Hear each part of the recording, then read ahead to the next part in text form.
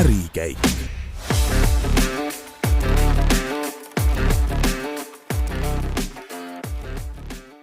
Tere, head ärikäigu kuulajad! Tänane saade on järjekorras 31.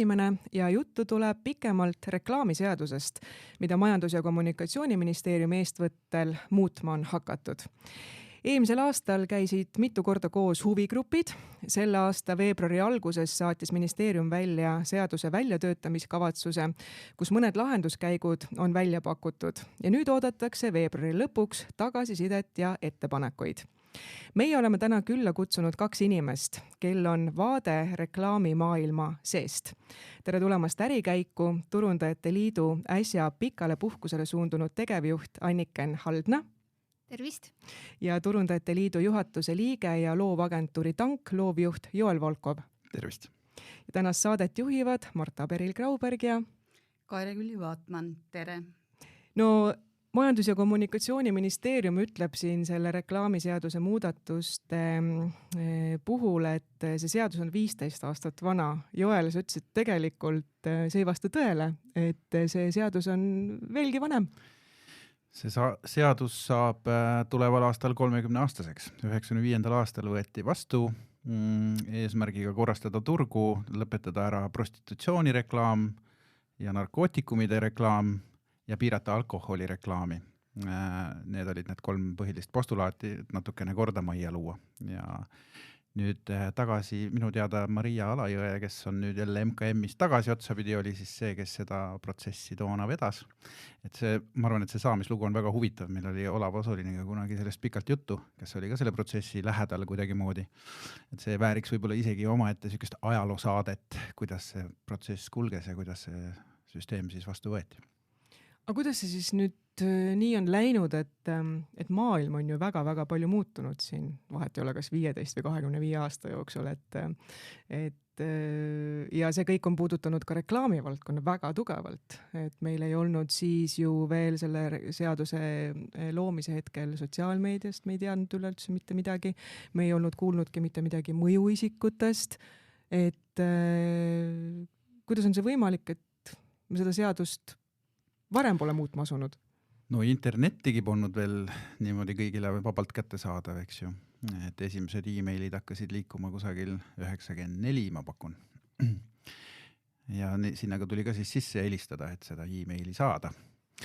Aga jaa, mina olen isiklikult 15 aastat rääkinud, et see seadus vajab uuendamist, et võib-olla sealt see ongi tulnud, et kui ma hakkasin sellest kõva häälega rääkima, siis nad arvasid, et alles siis võeti seadus vastu. Tegelikult on nagu tehniline põhjus, miks räägitakse nii lühikesest seaduse ajaloost, et siis tehti interneti arhiveerimise koht, kuhu Riigi Teataja infot sai kõik üles panna. Väga paljud seadused muideks on hakanud kehtima just kui 2005. aastast.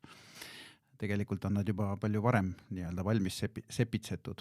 Aga reklaamiseadus, ta ei ole põhiline seadus, ta ei ole esimese järgu seadus.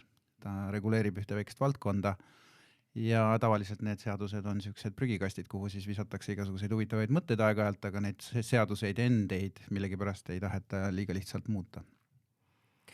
Ka samas reklaamitegijad ja kõik need, kes selles valdkonnas tegutsevad, ikkagi peavad ju lähtuma sellest, mis parasjagu kehtib. Et kuidas siis nagu selles olukorras on toimetatud, kui ühelt poolt on maailm nii palju muutunud, teiselt poolt regulatsioon tegeleb mingi eelmise ajaga? Anniken? Võib-olla eelmise ajaga alati otseselt mitte, aga väga segaselt on see seadus nüüd välja kujunenud, et tegijate jaoks, et on vaja kirjutada väga palju juhendeid ja väga palju juhendeid on juba kirjutatud. Joel on ka sellega kaasatud olnud. Et selleks, et seadust mõista, tegelikult ei peaks see seadus vajama nii palju juhendeid, kui reklaamiseadus peaaegu vajab. Et see on ainus, kuidas turg on saanud hakkama üldse selle seadusega, on see, et meil on need juhendid, et on need võimalik natukene siis avada, aga muidugi see ei ole jätkusuutlik, mistõttu meie hääl on nagu Turundajate Liidus kõlanud kogu aeg, et on vaja täielikult see seadus ümber teha, vaadata, analüüsida, kas üldse kõik nii peab detailselt seal seaduses olema või saab osa sellest liigutada eneseregulatsiooni või koosregulatsiooni, nagu meie seda nimetame, selle mehhanismi peale, et kõik ei pea olema seaduses kirjas, mis puudutab reklaami tegemist. Miks üldse peab seda reklaamivaldkonda reguleerima seaduse tasemel, Joel? Seal on hästi mitmeid põhjuseid. Üks põhjus on see, et majanduses on terve rida valdkondi, kus on vanusepiirang näiteks või ligipääsupiirang. Olgu selleks siis finantsteenused, olgu selleks arstiteenused, olgu selleks mingisugused alkohol või mõni muu tubakatooted. Et juba kas või samas on need nagu legaalsed ärid, eks ju, et neid võib justkui teha ja kui lähtuda sõnavabadusest, siis kõike, mida võib toota, teha, müüa, sellest võiks ka ju siis kõvaeliselt võimalik olla rääkida. Kuna aga neil asjadel on ühiskonnast lähtuvalt, ühiskonnakorraldusest lähtuvalt teatavad piirangud peal, siis reklaamiseadus tõlgendab selle piirangu nii-öelda reklaamikeelde ka. Et kuidas oleks eetiline, kuidas oleks viisakas ja mõistlik rääkida, et mitte kahju teha siis sihtrühmadele, kes võib-olla on kaitsetud. Näiteks lapsed, dementsed vanurid, nii edasi. Et sealt see reklaamiseaduse nagu mõte võib-olla mingis mõttes tuleb, eks ju, et ta on tegelikult mõeldud ohjeldamaks sükest rumalust, eks, et oleks kusagil kirjas ja siis on vastavad meetmed kirjas või nii-öelda järelevalvemeetmed kirjas, kuidas siis neid asju valvata. Teine asi on, miks reklaamiseadus on oluline, kuigi kõik sellised asjad nagu autorikaitse ja muud asjad on ka autorikaitseseaduses, eks ju, kirjas, siis tegelikult on reklaami kontekstis nad natukene erinevad. Et ka seal on hea mõte neid asju üle korrata siis nagu reklaami tegemisest lähtuvalt, on ju, mingis mõttes. Et keda võib reklaamis vabalt kujutada, et ei oleks jälle seda, et mõni inimene avastab ennast kõneisikuna mingisuguse asja puhul, mis talle üldse ei meeldi, eks, et need asjad kõik nii-öelda selgelt ja üheselt kenasti ära piiritleda, eks ju. Ja reklaami mõiste kui selline on ka väga tähtis, et reklaamiseadusest, kui me täna räägime, siis reklaami mõiste on tegelikult maailmas juba muutumas või nagu muutunud isegi, ütleme, definitsiooni tasandil. Et kui ta enne oli selgelt nii-öelda raha eest paigutatud või ka ilma rahata paigutatud asi meedias, siis täna on tekkinud olukord, kus tehakse ka reklaami nii, et reklaami andja seda ei tea. Ütleme, digitaalsetes kanalites on igasuguseid huvitavaid mõjuisikuid, kes siis nii-öelda reklaamivad üsna massiivselt tihtipeale asju, mis neile endale meeldivad lootes, et see kunagi neile kasu toob või et neile meeldiv asi hakkab levima. Võib-olla tarbekaupade puhul see on vähem levinud, aga ideoloogiate puhul on see väga levinud. Eks, et võtame maailma selle polariseerumise või praegu nii-öelda musta-valgeks värvimise, kus hall toon ei ole, eks ju, siis keegi võtab positsiooni, see ei pea olema poliitiline positsioon, see võib olla mingisugune võltsravi positsioon, mis iganes, eks ju, viiruse positsioon, ravimite positsioon, hakkab seda levitama, tehes reklaami sellele asjale, mille taga on võib-olla mingisugused reaalsed äriettevõtted. Et ka seda aspekti peab tegelikult nagu definitsioonis käsitlema. Sest et kui selline asi on avastatud, et keegi teeb sellist reklaami, nii et seda pole tellitudki ei raha ega mitte rahaliste vahenditega, siis tuleb selle vastu midagi ette võtta. Täna seda teha ei saa.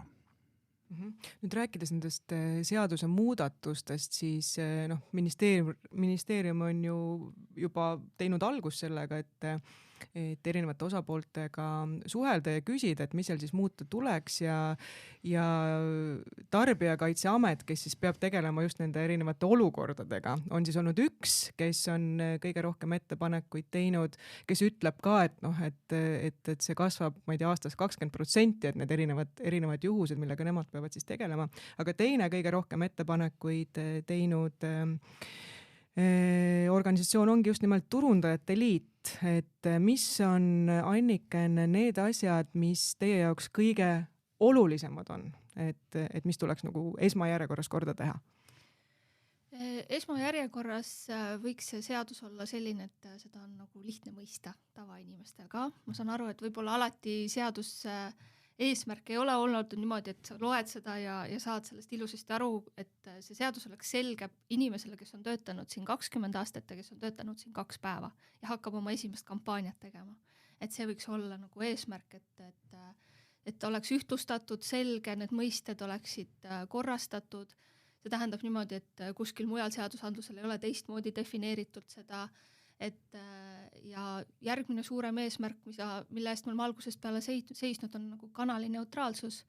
Et meie keegi siin laua taga ega ka ühiskonnas tervikuna ei tea, millest saab järgmine populaarne kanal, kus reklaami tehakse. Et kas see on, ma ei tea, meie prillide sees, kus iganes õhus, maal, merel, millisel sotsiaalplatvormil, et kui me jookseme pidevalt seadusega järel ja üritame kirjutada sisse, et televisioonis tohib teha nii, raadios tohib teha nii, välimeedias tohib teha nii, sotsiaalmeedias tohib teha nii, mida seda veel ei olegi. Et kuniks me selle kirja paneme ja selle nagu vastu võtame, siis tõenäosus, et on aegunud, on väga suur. Mis tähendab, et me tegelikult ei suuda käia ajaga kaasas ja näiteks tuua siia seesama, mida te tõite välja, mõjuisikud, et need on defineerimata, aga ma räägiks veel ühest nagu tuleviku väga suurest probleemist, milleks on näiteks roheväited, et väga paljud ettevõtted kasutavad oma nii-öelda turunduses roheväiteid, jätkusuutlikkused, oleme kõige rohelisemad, teeme kõige rohelisemat, et nende väidete eest võiks ka vastutada ja see võiks reeglid paika panna, millal neid kasutada, miks kasutada, et tarbijad oleksid teadlikud sellest, et hetkel meil puudub absoluutselt isegi selline mõiste ja teadmine ja nagu arusaam, et me oleme juba nagu ajas maha jäänud, arvestades, et teistes Euroopa riikides on need reeglid palju paremini paika pandud ja tihti lugu selle paremini paika panemise taga on see, et nad ei ole üldse seadusandluses, vaid ongi koos regulatsiooni või eneseregulatsiooni organisatsioonide käes, kus need asjad saavad liikuda agiilsemalt, kiiremini ja vastata nagu turuvajadustele. Jah, ühesõnaga ma omalt poolt lisaksin veel tõenduspõhisuse, ehk siis nagu, kuidas ma ütlen, kui me reklaam on majandus, eks majanduse osa, kapitalistliku ühiskonna korralduse üks nendest nii-öelda pisikestest mootoritest, kus raha toob raha. Eks 1 euro reklaamitegevusse toob SKP-sse erinevatel andmetel 7-9 eurot nii-öelda lisandväärtust. Läbi töökohtade, läbi palkade, maksude, läbi mille iganes tasuta teenuste näiteks, eks ju. Väga paljud Google'i teenused kõik on ju tasuta seetõttu, et on reklaam. Ilma reklaamita me ju seda Gmaili kontot kasutada põhimõtteliselt ei saaks. Aga portaale palju. Aga nüüd, kui me hakkame nii-öelda meelevaldselt ja poliitiliselt keelama ja käskima asju lihtsalt tuju järgi, et keegi sõidab tööle ja näeb mingit liiki reklaami liiga palju tee ääres ja võtab selle siis kusagil nii-öelda poliitikute seltskonnas kõnekseks ja ütleb, et see tuleb kindlasti ära keelata, siis see on emotsionaalne, niisugune emotsioonide põhine nii-öelda juhtimine. Nüüd tal võib õigus olla, aga seda peab suutma tõendada. Ja seda peab tõendama siis läbi uuringute ja teaduse. Eks, et ilma selleta midagi väita on väga raske, sest et iga sektor, mida siis kohitsetakse või keeratakse kinni, mõjutab majandust reaalselt ja selle konkurentsivõimet ja ettevõtlusvabadust väga selgelt. Ja sõnavabadust täpselt samamoodi. Ja sellel võib olla lõpuks päris suur ja kapitaalne mõju kas või geeniusmeediale, eks ju, et kes elab tõenäoliselt ka reklaamirahade eest, eks ju, mingis osas. Et need asjad on kõik omavahel seatud ja neid asju ei tohiks teha nagu ülejala, et Anniken tõi välja selle koos regulatsiooni ja ma arvan, et see on väga hea, kus ütleme, kui seadus sedastab seda, et kohe kindlasti ei tohi näiteks lastele teatud liiki reklaami näidata, siis koos regulatsiooni mehhanism või koodeks saab tegelikult selle täpsemaks lahti kirjutada, kuidas see täpselt käib. Seal on küll kanalipõhisus kindlasti mainitud, aga koos regulatsiooni mehhanism ei ole seadus. Seda ei pea 3 aastat või 4 aastat muutma ja see ei sõltu poliitilisest motivatsioonist, vaid reaalelust. Tuleb uus kanal, TikTok asendub mingisuguse pikk-pokiga ja ongi korras, eks me saame seda kohe öelda, kuna seal on kõik väga teistmoodi, eks ju, et kuidas siis, kas see kanal üldse tuleb kõne alla või mis tingimustel ta tuleb. Nii et ma arvan, et need on väga tähtsad nii-öelda aspektid nagu sellisel katustasandil, eks ju, millest me räägime üldse, kui me räägime reklaamiseaduse muutmisest. Kuidas on üldse reklaamikanalite rõhuasetused muutunud? Mis on praegult number 1? No see on selles mõttes hea küsimus, et siis kui tuli kino kunagi oma 20. sajandi alguses, siis öeldi, et no selge teater on surnud, on ju. Siis kui tuli televisioon, siis öeldi, kes enam kinno läheb.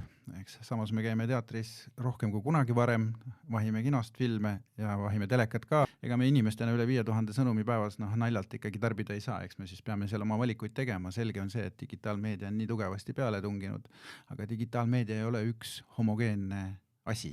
ta ei ole väli, eks ju, ta on nagu palju pisikesi punkte selles suures nii-öelda nähtuses ja seal sees toimub ka suur rida vahetusi igasuguseid erinevaid, eks ju, ja seal on väga palju handoverit kuhugi nii-öelda reaaltelevisiooni ja tagasi, eks ju, staare genereeritakse ikkagi telekas tänapäeval, aga nad tulevad ja teevad oma nii-öelda jutumärkides lüpsitöö kusagil digitaalses meedias. Nii et noh, seal on palju niisuguseid nii-öelda sidususi, nii et ühest vastust sinu küsimusele kindlasti ei ole, aga digitaalse asjanduse osakaal on väga palju tõusnud. Kui me võtame Eesti, siis traditsiooniline meedia, mis nagu Eestisse jääb enam-vähem koos, ma nimetaksin ka portaale, digitaalseid portaale täna juba traditsiooniliseks meediaks, kuigi ta kunagi oli uus meedia, eks ju. Siis see on umbes 150 miljonit, mis Eestis nii-öelda ringleb selles businessis, reklaami kontekstis meediaostuna. Nüüd teine 150 miljonit arvatavasti on pime, ehk siis see läheb kõik välja. See läheb ühtegi maksu maksmata Google'ile ja Metale valdavalt, eks ju, Metale primaarselt, aga Google'ile ka päris palju. Mis tähendab seda, et meil puudub täna igasugune kontroll ja see on ka üks aspekt, mida tegelikult kogu regulatiivne üleskorraldus peaks arvesse võtma. Ega neid Metasid ja Google'id vähemaks ei jää. Kohe on ka TikTok ametlikult nii-öelda siin. Juba täna ta on mingis osas. Aga kui ta tuleb, ta kasvab hästi kiiresti. Igal pool on ta võtnud hästi ruttu üle nii-öelda Meta osad platvormid nagu Instagram ja ka Facebook tegelikult suures osas. Ja kõik lapsed on kolinud põhimõtteliselt. No nüüd nad juba kolivad sealt välja, aga nad, mingil hetkel nad kolisid kõik sinna sisse, sest et see integraal, mille alusel see toimib, on nagu hästi nutikas. Ja sinna läheb kogu meie Eesti meedia raha. Ja kui nüüd Eesti meedia võtaks ennast kokku ja liituks selle initsiatiiviga, et seda regulatsiooni nii-öelda parandada, siis on võimalik ja me oleme juba tuvastanud need kohad, kus on võimalik tegelikult seda süsteemi muuta. Täna Eesti riik ei ole võimeline seda muutma, sest Eesti riigil ei ole pistikuid Google'i ja Meta ohjeldamiseks. Küll aga koos regulatsiooni mehhanism võimaldaks seda teha. Kas sa saad täpsustada, et kuhu tuleb tulla? Mina täpsustan, et jah, Eesti luues endale koos regulatsiooni keha, organisatsiooni, kus on võimalik astuda meil Euroopas vastavate regulatsioonide, eneseregulatsiooni, koosregulatsioonide liitu, mille laua taga ja nõukogus on olemas Google'i ja Meta esindajad. Et meil siin üksikult, jah, meie turg ei lähe neile korda, aga selleks, et neid mõjutame me kõik Euroopa riikides tervikuna. Et hetkel reklaami reguleeritakse nagu sellest enese koosregulatsiooni mõiste all Euroopas üle 20 riigi, vist oli 28 riiki. Et Eesti tegelikult on, ütleme nüüd juba üks väheseid, kes ei ole liitunud ja oleks Baltikumis esimene, kes siis selle sammu teeks. Et meid väga oodatakse sinna, need suhted on olnud aktiivsed Turundajate Liidu juhtida, aga Turundajate Liit ise ei saa sinna kuuluda. Et selleks peab looma ikkagi eraldi sihtasutuse, kelle tööks on eneseregulatsioon. Ja mis on selleks suureks boonuseks on see, et me astume nii-öelda nende reeglitega sama sammu, mida ülejäänud Euroopa riigid, mis ühtlustab meie konkurentsivõimet üle piiride üleselt, et enamasti lähtutakse seal sellisest turunduseeskirja moodi, jah, meie keelde tõlgituna koodeksist, mis siis kehtib erinevates riikides, et me saaks selle siis võtta kasutusele. Ta on palju mitmekülgsemalt sisustatud, kui on meie seadus ja me saaks heaks aluseks, et Eestis seda Eestis rakendada osalistega. Ehk et me ei ole ju, eks ole, ainsad, kellel see mure on, et reklaamil raha liigub kuskile suurtele korporatsioonidele, et see on kõikide Euroopa Liidu riikide mure, aga üksi me ei saa selle vastu võidelda, et meil ikkagi oleks vaja siis jõud ühendada. Koostöös peitub jõud, eks. Ja Eesti riik on pool Hamburgi linna. Hamburg ei ole kõige suurem linn Euroopas. Et ütleme, meid ei nähta üldse.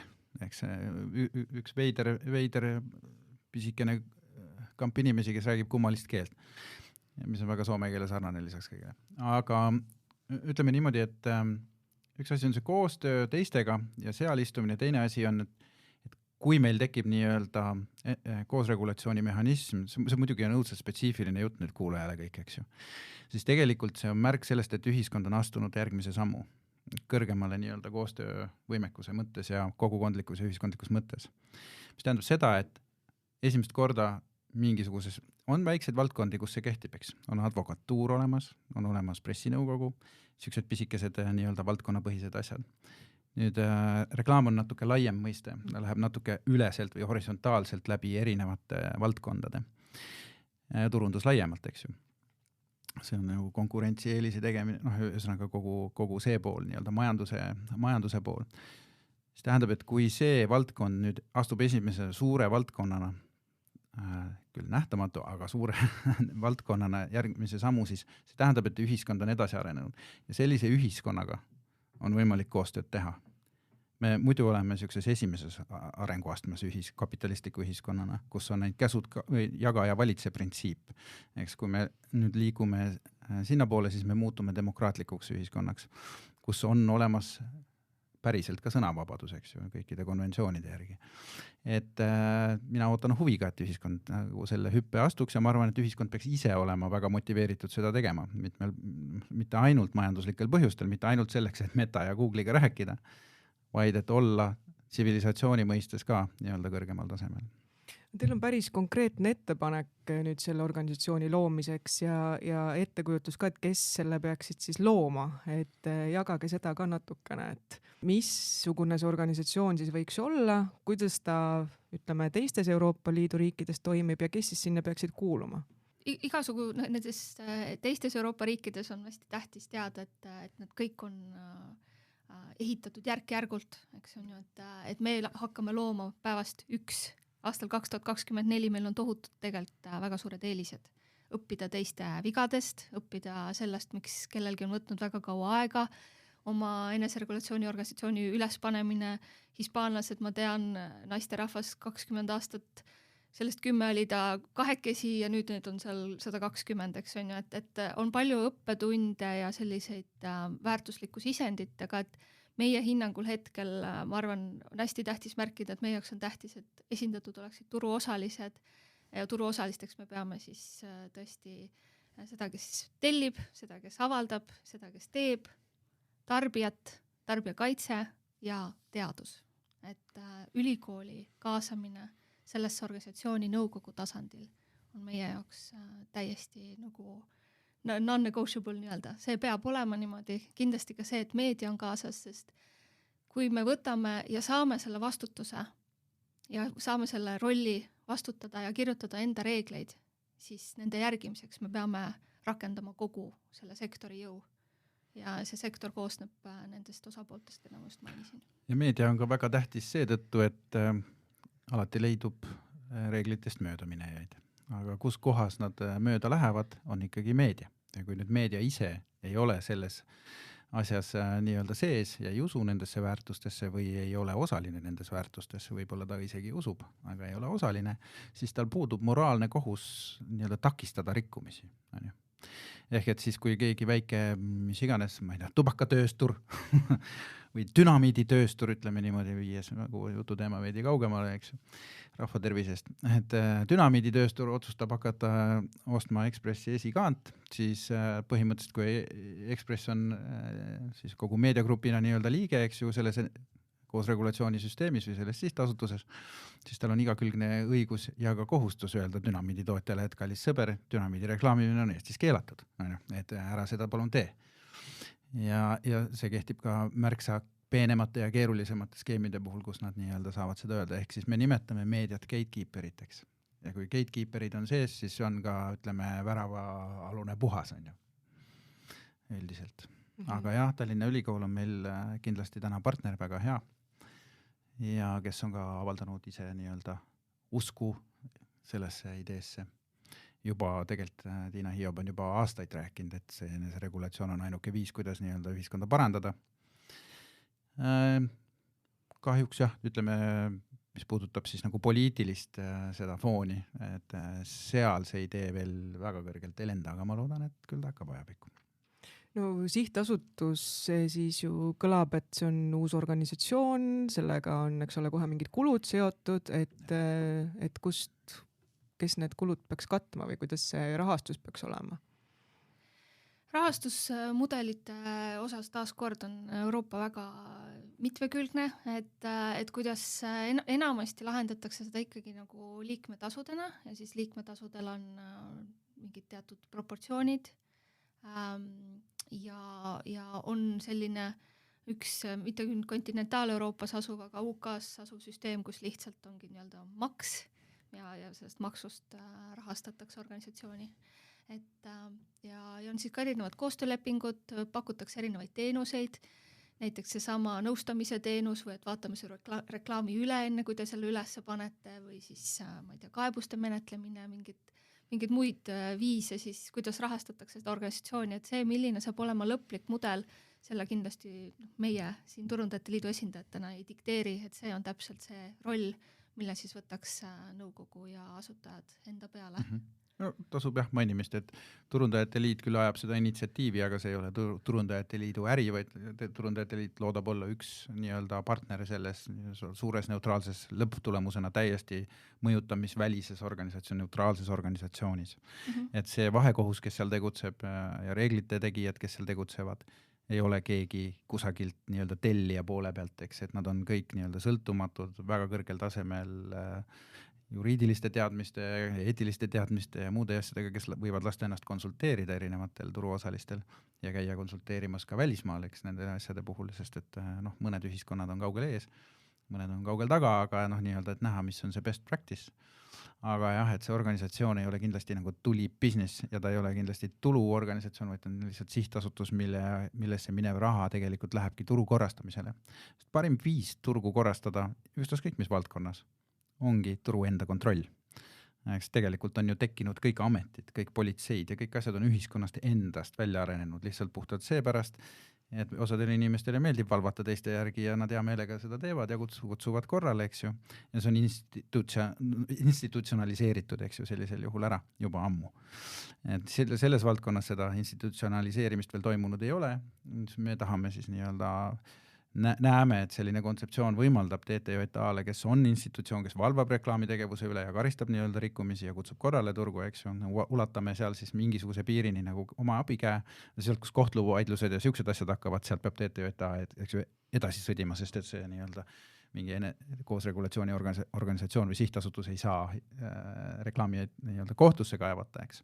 Aga ta saab üle anda, teha handoveri nii-öelda riigile, mis tõttu ka riigi osalus selles süsteemis peaks olema nagu märkimisväärne.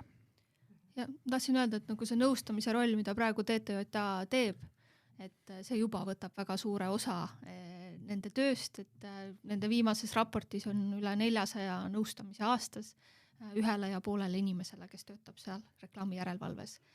Lisaks peavad siis nad jõudma tegeleda rikkumistega, eks on ju teha järelevalvet, mis ongi nende see funktsionaalsusega see nõustamise roll ja täpselt see turu selgitada, et miks mingid asjad on seaduses praegu sellised, see neelab lihtsalt tohutult nende tööaega ja see on see, mida meie näeme, et see sihtasutus saab enda kanda võtta.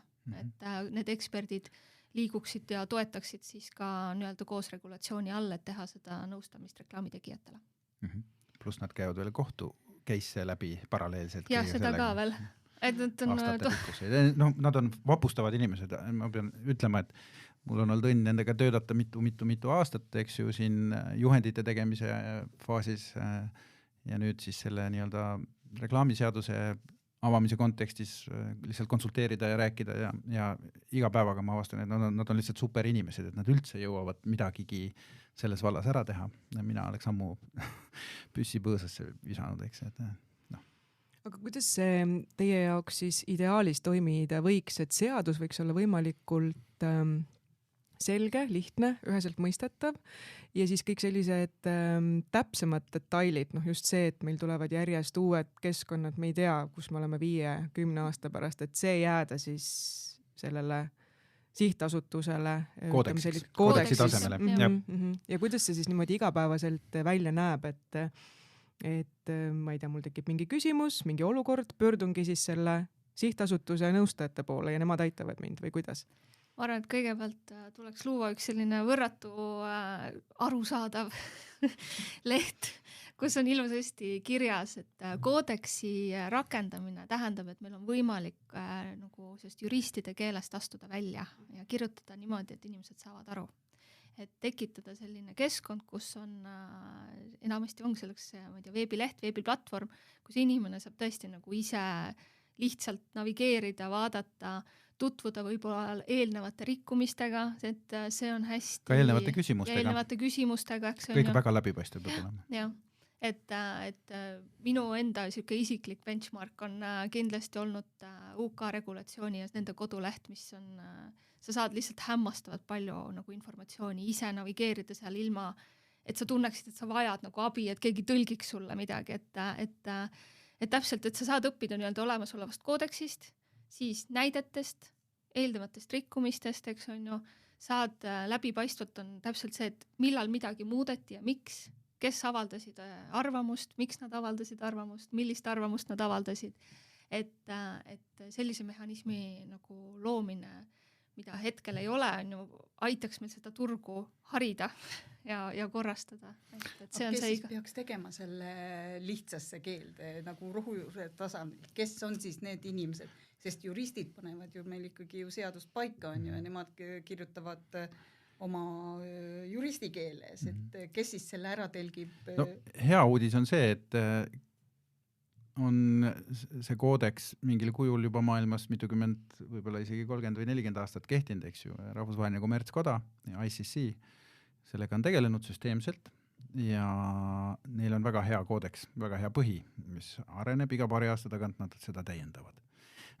Sisuliselt on see nagu tõlkimise vaev, jah, aga mitte ainult, on tegelikult adopteerimise vaev ka, et selles mõttes, et meie seadused erinevad natukene või võib-olla erinevate maade seadusest, et see kõik tuleb harmoniseerida, pluss on Euroopa Komisjoni nõuded igasugused, mis tuleb harmoniseerida sinna sisse, aga printsiibis on see keel välja mõeldud, kuidas see asi on, eks ju, ja seda siis nii-öelda meiepoolset versiooni seesama sihtasutus karjataks, et seal on siis nii-öelda oma nõukogu, kus on loodetavasti väga targad ja mitmekülgsed mõtlejad. Sõna osavad kindlasti ja mitte ainult sõna osavad, nad peavad olema ka nagu hästi kainelt nii-öelda loogilised ja et selles mõttes, et mitte lasta ennast nagu ühele või teisele poole nagu ise kraavi sõidutada või kellelgi teisele, eks ju, mõjutada. Et see nõukogu peab olema nii-öelda ekspertkomisjon, kes siis tegelikult on see, kes on see mootor või nagu see energiapomm seal keskel, mis siis nii-öelda genereerib seda asja. Ja seda nõukogu muidugi mingi aja tagant vahetatakse, võetakse jälle nooremaid või vanemaid või teadjamaid või praktilisemaid inimesi. Aga kas see siis tähendabki, et see nõukogul on mingisugune töötamisperiood neile ainult ja siis vahetub? Ma arvan, et seal on, me ei ole seda nii detaili, eks ju, oma eeskirju kirjutanud, aga ma arvan, et seal on mingisugune personaalne mingisugune aeg, et tervet nõukogu ei saa keegi nii-öelda välja vahetada, aga ma arvan, et seal on mingisugune aeg, sest et tendents on see, et üldiselt ma panen ise tähele, et kui sa liiga kaua ühe asjaga tegeled, sa muutud natuke ignorantseks mingite asjade suhtes või nagu tunnetus või tundlikkus kaob ära. Ei näe enam neid. Ja sa hakkad üldistama liiga, eks ju, ma tean seda, see on ju see case ja see on jälle see case, eks ju, et sa need nii-öelda arenguhaarad, mis nagu võivad järgneda mingitele küsimistele või küsimustele või rikkumistele või probleemidele, sa kipud neid nii-öelda nagu ühte patta panema mingite vanemate asjadega, aga tegelikult olukord on muutunud ja sealt võib hoopis mingisugune muu asi areneda, eks ju, et et kui vaadata praegu seda nii-öelda woke ajastut, eks ju, et mis on juhtunud, ongi see, et tinglikult jutumärkides, eks ju, vanad peerud lasid asjal lihtsalt nagu minna, et need on need hullud, need märsilohistajad ja las nad siis nagu kisavad, eks ju, tegelikult ei olnud. Tegelikult olid inimesed, kes olid tõeliselt mures mingite eetiliste asjade pärast ja nende nii-öelda kogu see peaehitus on teistsugune natukene, eks ju, ja nad on tundlikud. Aga need nii-öelda vanad jorsid, eks ju, vaatasid, ma olen enne ka näinud seda 50, hipid olid ka ja tegid ka, eks ju, mis seal nüüd on, et nüüd on kõik ärimehed, et tegelikult enam nii ei ole. Aga kas nüüd selle eneseregulatsiooni organisatsiooni loomine on realistlik, et see nüüd juhtubki, et selle reklaamiseaduse muutmise käigus, et te näete, et see nagu tuleb ära või kuidas teil hetkel see tunnetus on? Minu vastus on kindel jaa. Ma olen nii-öelda sõbralikult nagu naljatades öelnud, et lasite mul jala nagu ukse vahele saada, et ega ma ära ei võta seda sealt enne. Et ma arvan, et see on turg ja Turundajate Liidu juhina ma lihtsalt näen, kuidas see valdkond ja see liit on võimeline päriselt seda valdkonda edasi viima. Ja kui ma sellesse ei usuks, siis ma ei oleks ka seda ettepanekut teinud, eks, et siis me jageleksime seal seaduses edasi, et see on puhtalt minu viimase 4 aasta kogemus, kui Turundajate Liit on kasvanud üle 50% viimase 2 aasta jooksul. Et see tähendab seda, et nad tahavad kuuluda kuhugi, mis organiseerib neid olema paremat ja tegema paremaid tööd. Ja ERSA oleks järgmine samm sellesse. Et Turundajate Liit kuuluks eneseregulatsiooni sihtasutusse, mis on Eesti Reklaami sihtasutusse, eks on ju. Et ma ei teeks seda ettepanekut, kui ma ei usuks, et see baas on juba väga hea ja jah. Ideoloogiline baas on hea ja ma arvan, et ühiskond on üha rohkem valmis omalt poolt, arvan ma nii, aga seal Eesti on päris väike, et ma naljaga pooleks ütlen, et tegelikult see sõltub 2 inimesest. Ühe meediagrupi omanik ja teise meediagrupi omanik, et kui nemad sellest mõttest aru saavad ja sellega kaasa tulevad, siis tegelikult on juba 80% probleemist lahendatud. Aga elame näeme, eks mõlemad on elus ja toredad inimesed ja ühte neist ma isegi tunnen. Et miks mitte nii-öelda nagu proovida, aga seal tuleb lahendada terve rida küsimusi lihtsalt, eks praktilisi küsimusi, see sama, mis te küsisite, kuidas see asi on finantseeritud, et keegi ei taha ju nii-öelda omast taskust seda kinni maksta, samas mis meil muud üle jääb, me peame seda omast taskust kinni maksma, eks. Nüüd on küsimus solidaarsusest, kuidas see siis solidaarselt teha, nii et ikkagi nagu hundid söönud ja lambad terved, et kõik on nagu korras, sest et ega see asjade korraldamine nagu päris odav ei ole, et me räägime siin väga kõrgelt kvalifitseeritud eetilistest inimestest, kes ei ole mõjutatavad, eks ju, et nagu me räägime sisuliselt prokuratuuri tasemest inimestest ja sellest toimimispõhimõttest, eks ju, et nad peavad olema täiesti nii-öelda vaakumis nagu selles mõttes toimitama. Aga ma usun, et ise vaadates, et ega midagi võimatut ju selles asjas mitte üheski otsas nagu ei tohiks olla. Et kui me vaatame, kuidas advokatuur on toiminud, eks ju, suurepäraselt, kus on ka inimesed palgal ja tegutsevad ja jälgivad seda kutse-eetikat väga hästi ja väga tähelepanelikult toimib ja advokaadid kõik rõõmsalt maksavad, eks ju, sinna nii-öelda oma taskust seda raha, sest et nii on parem. Kindlustusfirmadel on samasugune asi, on kindlustusjuhtumite psüke komisjon, ma ei mäleta, mis selle nimi täpselt on, igatahes on ka, kus kindlustusfirmad, enne oli see riigi käes, kus siis nii-öelda väga suured vaidlused käisid kogu aeg, et kui kellegi õnnetus juhtus, siis sinna sai kaevata ja ühesõnaga riik ei suutnud reageerida, kindlustusfirmad saatsid siis riigi sealt minema, sealt nii-öelda tegevosapoolena võtsid ta passiivse osapoolena punti ja tegid ise selle nõukogu ja pärast seda paranes olukord ja kindlustusfirmad, kes olid ka skeptilised selle organisatsiooni loomise kontekstis, aga nad tegelikult täna on üliõnnelikud, et nad selle tegid, sest et kõik lahendused, vaidlused leiavad kohe lahenduse. Et täpselt sama asi võiks meie valdkonnas ka nii-öelda siis suures pildis toimuma.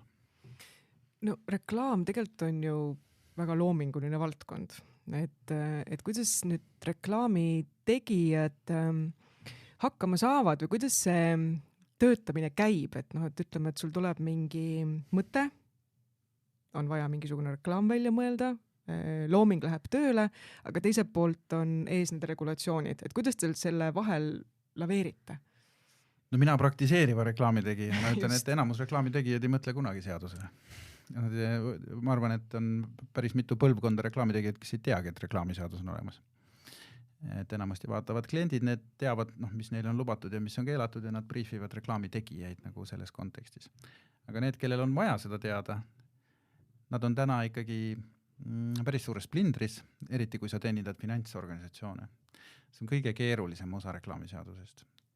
Selle juhendi tegemiseks läks meil 1,5 aastat ja me ei saanud lõpuni tegelikult, TTJA-ga istusime ja kratsisime pead, me ei saanud lõpuni täpselt aru osadest asjadest, mis seal väiksed nüansid olid. Et seal on alates nagu teenuste topoloogiast, mis on täiesti segamini.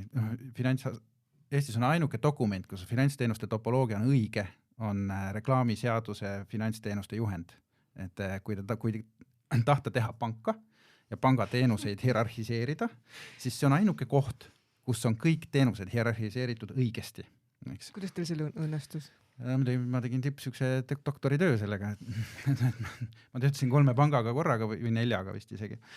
Ja siis me seal arutasime neid asju, eks ju, et alates mingitest erinevatest kindlustusliikidest, lõpetades erinevate laenuliikidega, eks ju, ja nii edasi. Et eriti küüniline muidugi on see, et mis näitab nagu selle olukorra absurdi on see, et täna on ja siis ma hüppan teise teemasse korra lihtsalt nagu näitena.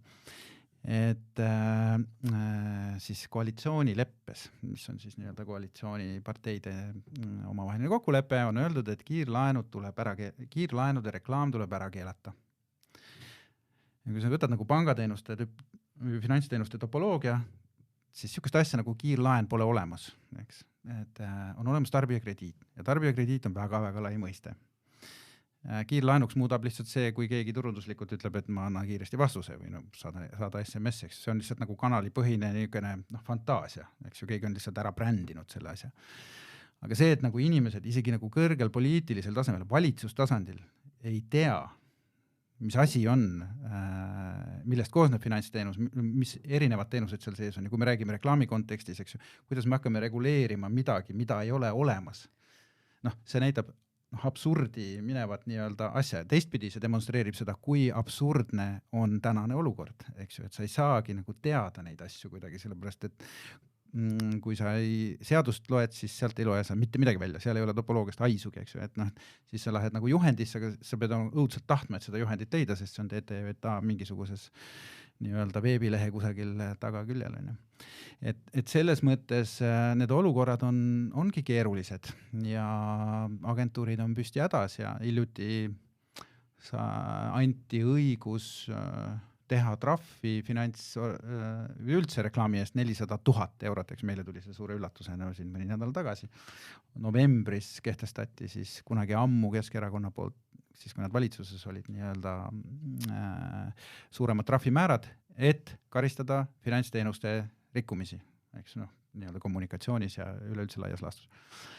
Ja sellega seoses tekkis hirmus huvi Finantsinspektsioonil, kes on ka natuke kohustatud vaatama reklaame üle, nagu finantsteenuse reklaam tehnilisest aspektist. Neil tekkis hirmus huvi hakata üldse vaatama igasuguseid reklaame, mis puudutavad nagu finantsteenuseid ja sealt tuli siis nii-öelda see tuleva case, eks ju. Ja see karistus tuli siis nii-öelda, see on vist tõenäoliselt vaidlustatud, ma arvan, eks ju, aga seal eks nad saavad ise seda kommenteerida, see on muidugi väga huvitav case, ma arvan, ma soovitan seda ka nagu teie saatele käsitleda, kui te tahate reklaami ja üldse nagu õigusruumis üheneda, eks ju, see puudutab nagu tarbijat nii-öelda, üks Facebooki nii-öelda ruut, eks ju, ja selle eest saad 100 000 eurot trahvi, mis on äärmiselt ebaproportsionaalne, eks ju, arvestades rikkumise väiksust või nagu seda, võib-olla seda nägi 10 inimest, on ju. Et seal nagu see vaidlus on nagu hästi filosoofiliseks läinud, eks ju, et nüüd on see järelevalve, kusagil on Finantsinspektsioon, kes on nüüd motiveeritud rohkem vaatama nii-öelda, et teha suuremaid trahve, eks. Kusagil on tarbijakaitse, kes tehniliselt sellest sisust ei tea tegelikult suurt midagi, aga kes kontrollib seda nii-öelda vormilist õigsust, on ju. Ja siis, kumb siis nüüd nagu trahvi võib teha milliste seaduste aluselt, sest et Finantsinspektsioon vaatab nagu finantsseaduste alusel nagu neid asju, mis viitavad ka reklaami nii-öelda tegemisele.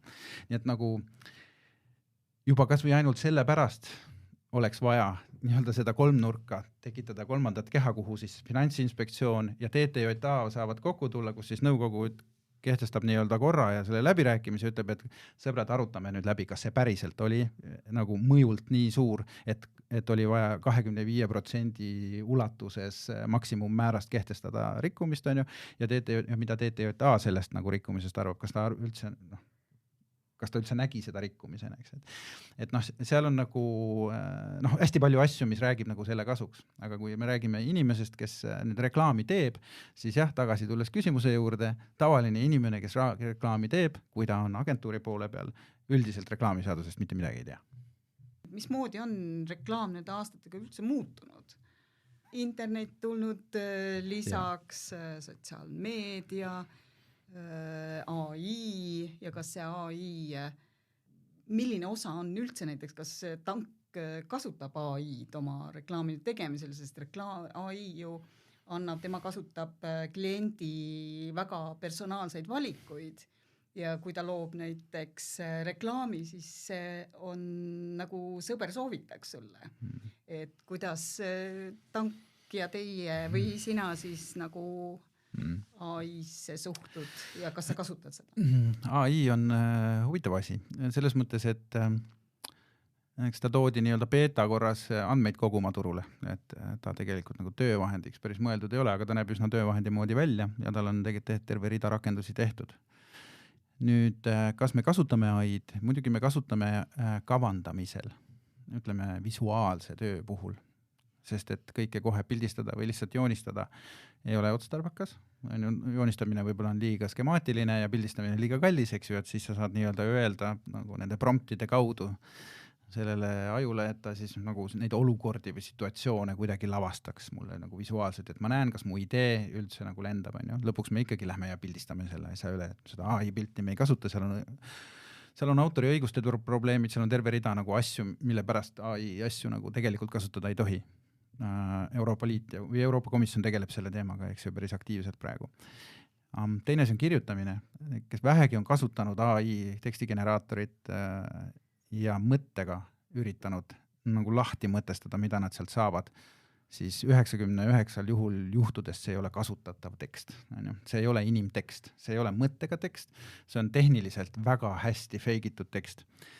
Aga mis puudutab nüüd nagu AI süsteemide kasutamine inimeste eelistuste hindamiseks, siis Eestis on GDPR, me ei saa seda ühtegi sellist seadeldist, mis Ameerikas on võimalik või kolmandates riikides on võimalik, siis meil kasutada ei ole võimalik.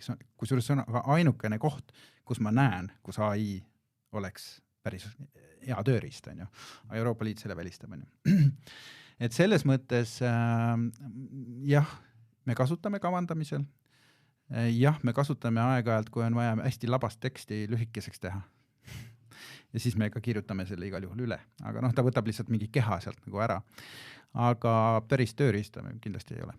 Et mingit reklaamlauset AI veel ei suuda genereerida? Ei terve rida on siin turul, eks ju, ja igal pool maailmas neid tegijaid, kes ütlevad, et pane lihtsalt kirjuta, mis sa tahad ja see sülitab välja. Me oleme neid äppe kõiki katsetanud, me oleme neid esitlusmaterjalide, bännerite tegemise, ma ei tea, story'de tegemise, filmide edimise, kõiki neid tarkvarad oleme läbi käinud.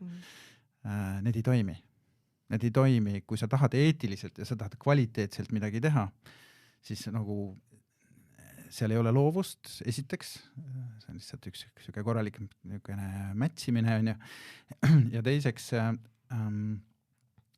ta ei tee neid asju, mida on suure suuga lubatud. Ja siinkohal ma tahtsin küsida, et mismoodi on reklaami tegemine nagu muutunud, et varem oli reklaam ju info jagamine ja võib-olla uude toodete tutvustamine, aga tänapäeval see on kuidagi nagu loo jutustamine. Ja et kas näiteks reklaamimaailmas on samamoodi nagu on filmimaailmas, et on treiler, kõigepealt on lühike 5-sekundiline ja siis tuleb see 1-minutiline pikem treiler. Et kuidas see on muutunud reklaami tegemisel? Jah, neid nii-öelda teooriaid ja metoodikaid, kuidas reklaami teha, neid on väga palju. Kõik hakkab sellest, mis su strateegia on, eks. Me võiksime siit 1-6 saadet teha. Aga jah, see sõltub sihtrühmast natukene. Et kui minu vanust nagu kätte saada, siis tõenäoliselt tuleb teha 3-minutiline teleklipp, eks. Ja ma vaatan selle suure huviga läbi ja elan kaasa ja tunnen ennast emotsionaalselt nii-öelda puudutatuna, eks ju. Ja kui sa tahad näiteks minu last, kes on siis 19-aastane või siis teist last, kes on veel 17-aastane, kui sa tahad neid nagu kuidagi kõnetada, siis tõenäoliselt 3-minutilise klipiga võid sa puu taha ronida, eks ju. Et seal on mingisugune 5 sekundit või 3 sekundit, mis nende see attention span on, eks ju. Ja see tähendab seda, et reklaami tegemine on muutunud nii, et kui meil on võimalikult lai sihtrühm, siis tegelikult sa teed igale sihtrühmale oma moodi kampaaniad, ühe kampaania sees. Aga siis koht on ka erinev, et ongi, et vanemale ja kanalid on erinevad. Ja siis on seal Instagramid ja... Välimeedia, eks ju, on üllatavalt toimiv meedia, mis on nagu täiesti teinud tagasi tohutu renessansi, ütleme nii, et see on üks toimivamaid meediaid üldse praegu, sest et ta ei ole fragmenteeritud, ta jääb meile jalgu. See on ainult Tallinnas ikkagi. No Tallinnas tegelikult on päris palju ka regioonides ja väikestes linnades ja seal on inimesed veel 1000 korda tänulikumad, et nende tänavad kaunistatakse eeldusel, et on ilus reklaam. Absoluutselt, mina väikelinna elanikuna pean ütlema, et see on tõesti eriline tunne, et kui sa näed, et vau, et mingi uhke bränd on pidanud vajalikuks siia meie linna osta reklaami, et ma olen järelikult talle oluline. Just. kas see tank teeb influenceritega koostööd? Ikka muidugi, ega sa neist ju ei pääse, on ju, et mingisugused tasandid selles reklaamis, kui sa tahad, see on osa nagu storytellingust, eks, ja õige influenceri valik ja kõik see on nagu äärmiselt oluline, eks ju, et see mindset, see väärtus, kogum, mis käib inimesega kaasas, et see oleks õige ja sobiks sellele tootele, läheks korda ka sellele kasutajale ja et see influencer ei oleks kammitsetud, eks ju, tal ei oleks peale surutud mingisugused arvamused, vaid et ta ise nii-öelda leiaks sellest tootest need õiged asjad üles. See on peenkunst. Ja see on niisugune, ma ei tahaks öelda, et see on manipulatsioonikunst, aga ta on seal kandis, eks ju, nii-öelda. No mõjutamine on jah, see sest et nemad ka mõjutavad ja jah. manipuleerivad turgu oma arvamustega, eks ju, et see on niisugune koostöö väga tihe ja, aga see ei ole valdav, eks ju, see on ka üks pisikene asi nii-öelda väga paljudes asjades, et võib-olla kui te nüüd küsite, et kuidas minu 35 aasta jooksul, mis ma seda tööd olen teinud, palju siis on muutunud, siis alguses ma tegin ainult põhimõtteliselt trükireklaami, eks ju, ajalehe esikaasi ja suuri, minu unistus oli teha üle lehekülje reklaami, eks. Ja siis tulid välimeediad ja siis tulid vaikselt tele, mis hakkas tsiviliseeruma ja nii ta tuli, eks ju, ühel hetkel tuli internet robinal sisse, siis nüüd täna ikkagi valdav asi on hoopis tükis see narratiivi loomine, see kontseptsioon, see idee seal taga, mis siis oleks nii-öelda meediate ülene, eks ju, ja siis kuidas seda rakendada, sõltub juba tehniliselt sellest sihtrühmast ja nendest meediatest, mis on kasutatud. Aga kuidas reklaami tellija on muutunud ja kas ta on muutunud, et ongi, et me näeme tegelikult väga kvaliteetseid lugusid, on ju, mis tekitavadki need emotsioone, panevad võib-olla nutma, võib-olla ma seda asja otseselt ei osta, aga ta tekitab minust sellise mõnusa tunde. Ja, aga samas on ikkagi ju mingisugused, ma ei tea, mingid kodupuhastusvahendid, selline hästi selline nagu vanakooli reklaam, mis ei ole ka kuskile kadunud. No ma arvan, et tellijatel tegelikult, kui me räägime sellisest turundusjuhist organisatsioonis, et sellist nagu müügipõhist turundust tegelikult ei igatse nagu keegi selles positsioonis, et tegelikult tahetakse teha bränditurundust ja seda loo jutustamist ja see on endal ka põnevam. See on endal põnevam, see on see ambitsioon, millega neid nagu koolist ka võib-olla saadetakse tööturule ja see, mida nad on näinud, maailma parimad reklaamid ei ole müügikampaaniad, et kui sa kasvad ja treenid ennast vaatama, ma ei tea, Cannes Lionsi väärilisi töid, siis need on tõesti 3-minutilised klipid, eks on ju, humoorikad, vaimukad, kuulsate inimestega, et sellise ambitsiooniga turundusjuhid teevad ka ära oma kala neljapäeval odav, eks on ju, tellimuse, aga tegelikult mina ütleks, et tellijate hing on ikkagi brändi ja turunduses. Et see on see, kus nad tahavad olla. Ja teine asi on väga paljud turundusjuhid oma juhatuse poolt ja nagu ettevõtte juhatuse tasandilt saavad väga palju suuniseid just näiteks jätkusuutlikkuse kampaaniate osas ja fookuse osas ja ESG osas, et turundusjuhil peavad olema palju laiemad pädevused, teadmised ja ambitsioon, et seda tööd hästi teha, et nii, et ka ettevõtte juhile jääks nagu silma. Et ma mäletan, kunagi olid mingid lood olid, et kuidas meeldida reklaami tellijale, et teed reklaami ja siis paned selle tema koduteele, et siis ta näeb, et see reklaam see kehtib täna. See kehtib täna ka, jah. Seda ma ei teadnud. aga jah, et selles mõttes, et turundusjuhid on väga ambitsioonikaks, ise väga loovaks läinud. Ja mida üks suur trend, millest siin võib-olla juttu veel ei olnud, ongi see, et väga paljud brändid loovad nagu oma maja sisesed nagu agentuurid, et palkavad siis loovinimesed otse nii-öelda turundusjuhi alla ja toimetavad majja sisse. Ja nii nimetatakse in-house meeskondadeks. Et startupid kindlasti kasutavad seda palju ja kui paljud ka nii-öelda traditsioonilisemad brändid on läinud seda teed, et just täpselt sellel samal igapäevane vaja teha mingi väike sutsakas, väike kommunikatsioonikampaania, väike selline reageerime kohe, eks on ju, et siis mõnikord on seda lihtsam või enamasti on seda lihtsam maja seest kohe juhtida.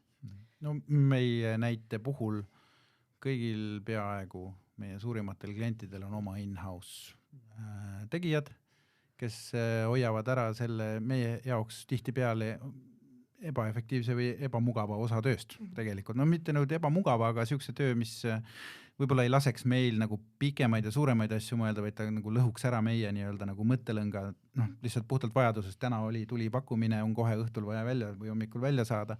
Et need asjad hoitakse siis in-house'is ära.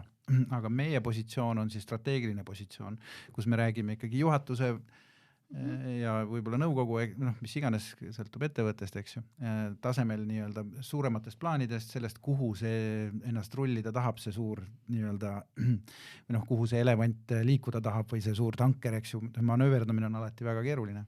Ja siis me koos mõtleme nii-öelda välja, anname talle mingisuguse vormi, mingisuguse strateegilise nii-öelda suuna kuvandi mõttes. Ja üritame siis leiutada ka selle vaheosa, mis tihtipeale jääb millegipärast välja mõtlemata, kuidas sellest kuvandist nüüd see müük tuleb ka. Et tihtipeale on see müügisurve väga tugev, eks ju, et on üks koolkond, kes siiamaani räägib, et müük ja turundus on üks ja sama ja turundust peaks juhtima müük. See on niisugune äripäeva doktriin, eks. Mitte, ma ei ütle seda sugugi mõnitades, aga see on nagu nende nii-öelda lähtumine, see on niisugune ökonomeetriline lähenemine. Nüüd brände ei ehitata müügipõhiselt, eks ju. Brände ikkagi ehitatakse väärtuspõhiselt ja väärtuspõhine kommunikatsioon on märksa keerulisem kui lihtsalt mõõtmine, et seal on nagu semantilised aspektid, eks ju, käitumispsühholoogilised aspektid, iha, emotsioonid. Just, mis on siis puhas emotsionaalne aspekt. Et kõik need asjad kokku panna ja kõiki neid asju hallata ja kuidas sealt veel võtta välja see müügiargument, eks ju ka, see on nagu siis vähemalt minu töö täna, on ju. Et ehitada nagu pikaajaliselt, ehitada nii, et see ka 10 aasta pärast oleks relevantne või ta ei pea olema relevantne 10 aasta pärast, aga 10 aasta pärast ei tohiks olla häbi tagasi vaadata sellele, kes sa olid. Kas audiovisuaalsed reklaamid, nende tegemine on väga kallis, kas seda teevad reklaami, kas teie näiteks Tank teeb ise in-house või tellib need mõnelt tootmisfirmalt? Meie endale sisse eriteadmisi kunagi ei võta. Meie eriteadmine ongi agregeerimisteadmine ja disain ja kirjutamine. Aga kõik see, mis puudutab nüüd lahendamisi, siis nende jaoks on Eestis väga häid tegijaid, keda kõiki saab rõõmsasti palgata erinevate asjade jaoks, igaüks on mingi asja jaoks hea ja meil peab see vabadus, meie kliendil peab see vabadus olema siis valida parimate talentide hulgast, mitte lihtsalt nende hulgast, kes me neile välja käime. Kas need talendid, kui räägime nagu aastate taguses, siis võeti reklaamiagentuuri copywriteriks keda iganes, kellel oli hea jutt, on ju, töötud näitlejad, nagu te ise ühes intervjuus ütlesid sa, siis kas nüüd on nagu Tallinna Ülikooli reklaamiharidusega copywriterid ja reklaamitegijad?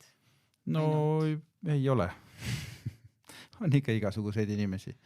Talent võib süttida igalt poolt, küll aga ma ütlen, et Tallinna Ülikoolist on reklaamitööstusse tulnud väga palju väga andekaid ja väga vahvaid tegelasi. See töö on kandnud suurepärast vilja, mida Tiina Hiiop on teinud, ega ta sai ka selle eest ju aasta või selle elutöö preemia, eks ju, kuldmunad. Aga sealt on ka läinud väga palju väga toredaid inimesi kliendi poole peale, mis on meile ka väga hea, sellepärast, et me räägime ühte keelt, et nad saavad nagu lennult juba aru, mida me üritame neile rääkida. Ja kindlasti ja teiseks, et see ei ole ainus kool, et turundus märksõnaga erialad on vaieldamatult selles koolis, kus seda pakutakse väga suure konkurentsiga.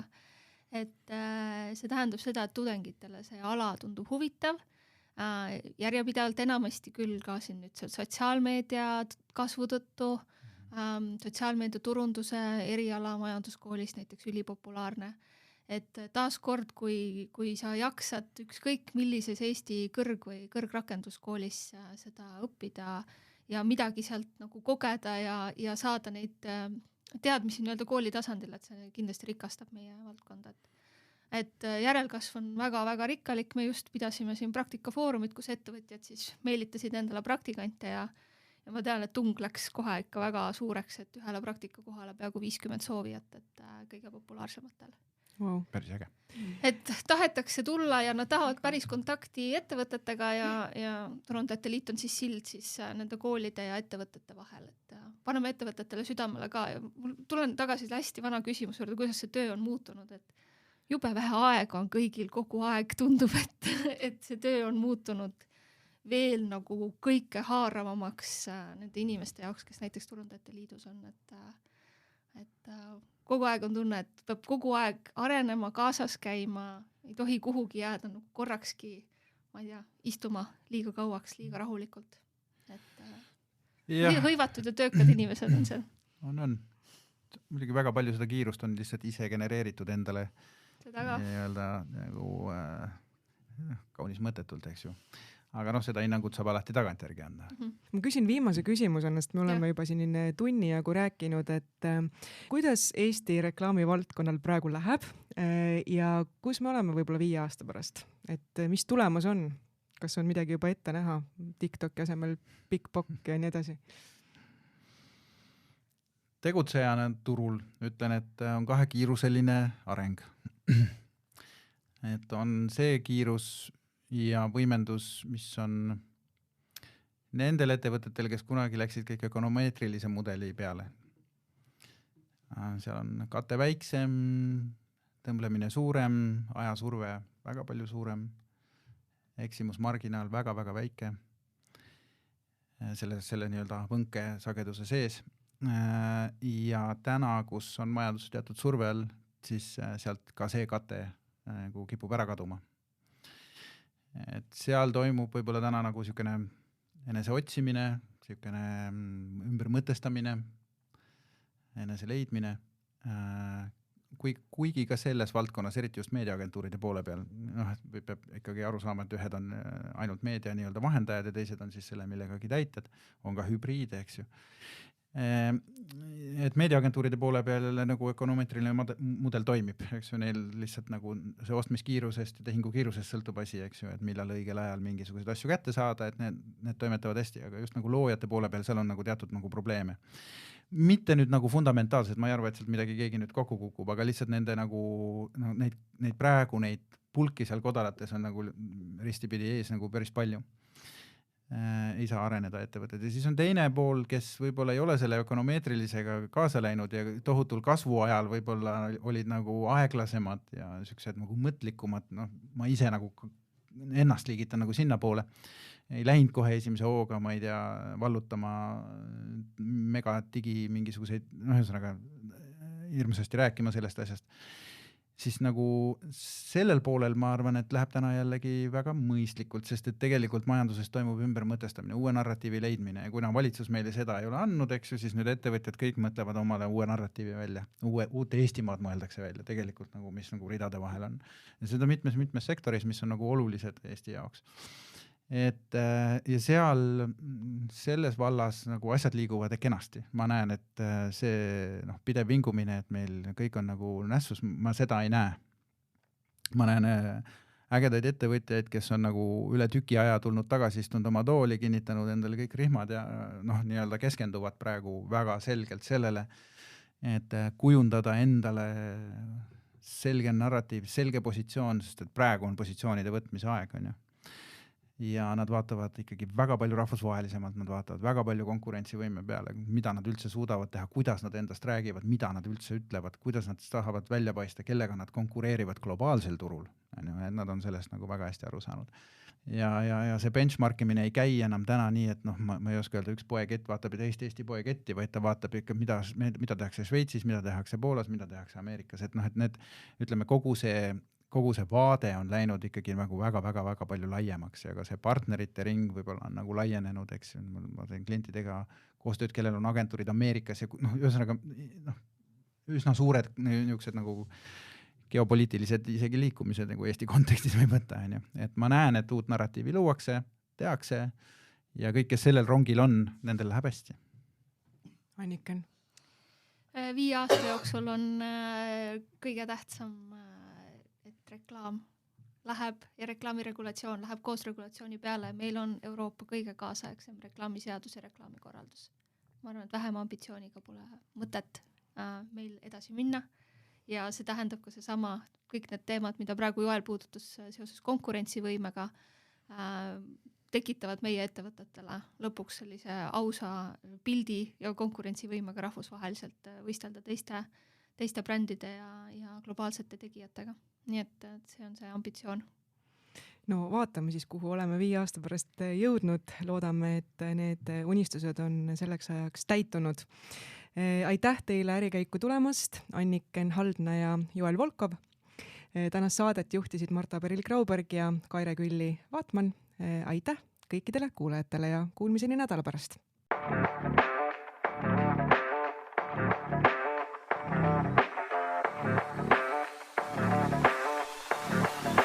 Ärikäik.